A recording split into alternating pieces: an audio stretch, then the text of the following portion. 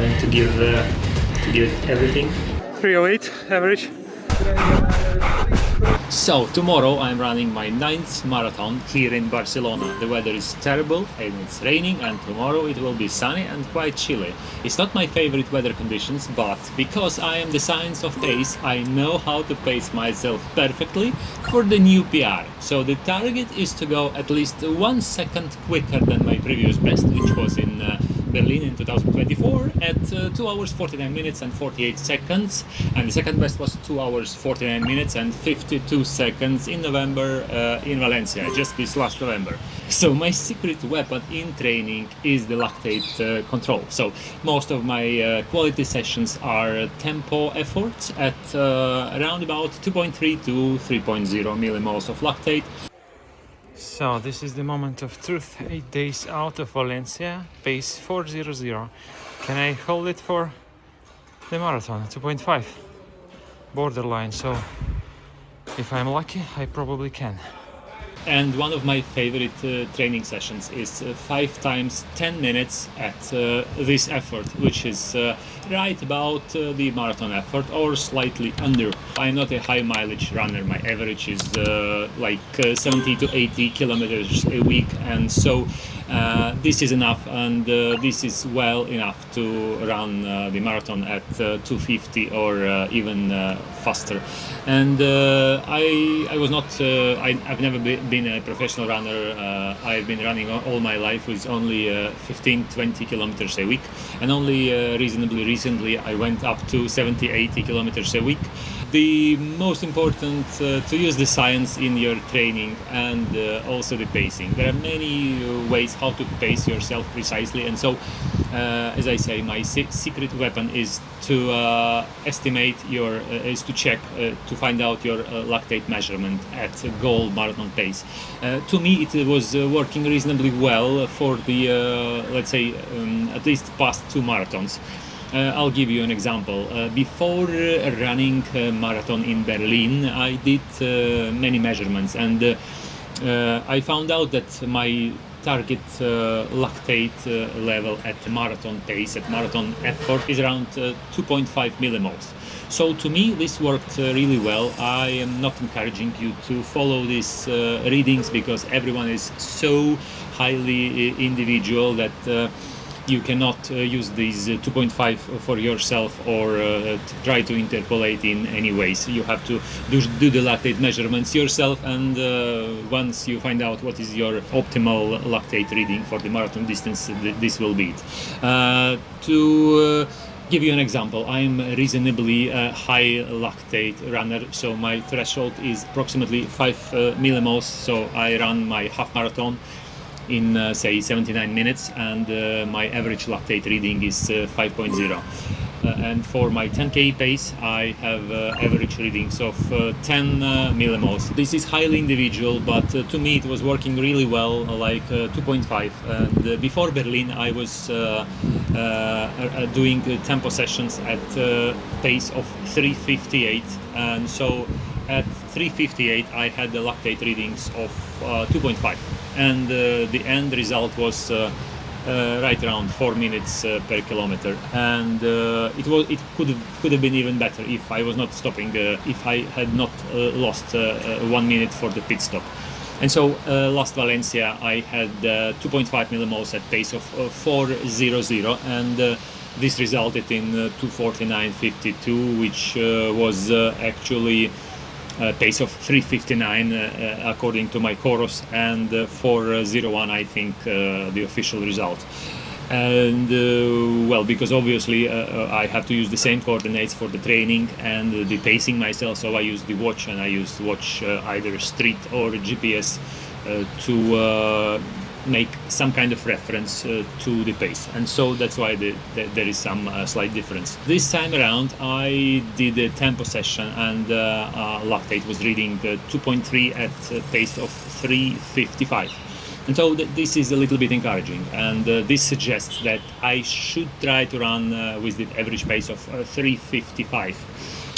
And so we'll see how it goes actually tomorrow. To assist with this pacing, and due to Barcelona being not so perfectly flat as Valencia, and especially the last 5-7 Ks in Valencia are slightly downhill, which helps obviously at the later stage of the race.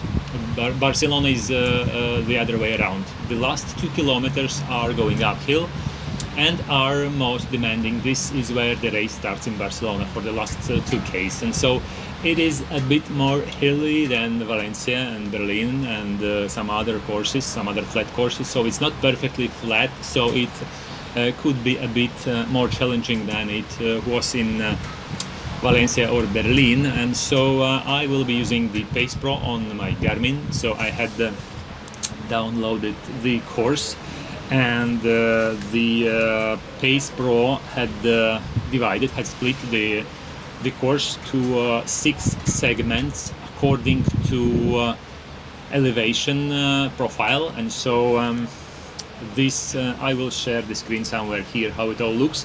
So basically the Pace Pro is actually dividing the course into some segments where the let's say course initially going uphill, so it takes that segment and calculating suggested pace for that segment based on your target. Let's say for tomorrow's race I will put my target as 2:48 and 30, which is 3:58 average pace.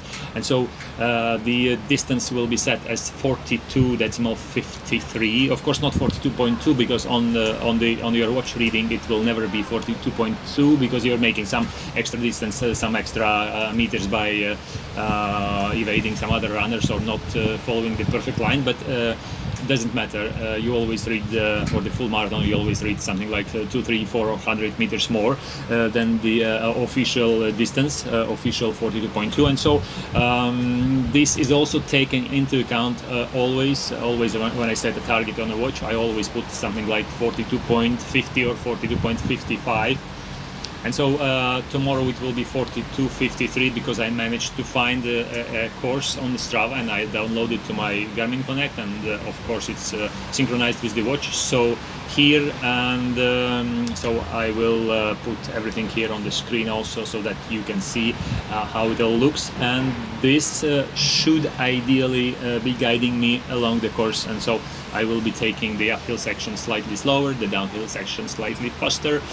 And so I could have also used my Chorus Pro watch, which has an excellent function as effort pace, and you can also put like a lap effort pace, so you can split your laps into 1, 3, 5 Ks, whatever you like, and then you can see the average effort pace, not your true pace, because if you're going uphill, so effort pace will quite precisely reflect how hard you work. And so you can really use that. When I was running the marathon in New York, I used both watches, and I was comparing the Pace Pro on Garmin, and I was comparing the effort pace on Chorus Pace Pro, and Chorus Pace Pro did better job there for sure, as it really very precisely reflected the effort pace, or how hard am I really working, how many effort I'm putting into that uphill or downhill sections. And so tomorrow I have decided to stick only with one watch, and to be as light as possible. So the lightest shoes will be Puma Nitro Fast R3. I've tested them a bit, and I find them extremely light and extremely smooth, and also quiet. I don't like loud shoes. I don't like clunky.